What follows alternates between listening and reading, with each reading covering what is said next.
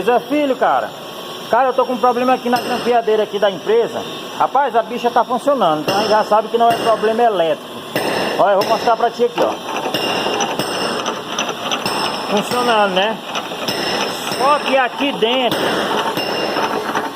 eu digo que o problema tá aqui, ó. Quando a gente aperta aqui, ó, a gente dá no pedal aqui, ó, não acontece nada, ó. Ela não engatilha o grampo.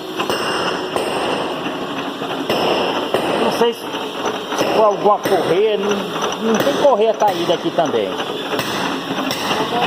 Olha aqui dentro aqui, ó. Pisa aí, Sané. Olha. É como se o gatilho daqui é como se tivesse saído, cara. O que tu me diz aí? Me dá uma dica aí pra me consertar essa bicha, cara. E tem muita coisa aqui pra gente grampear, cara.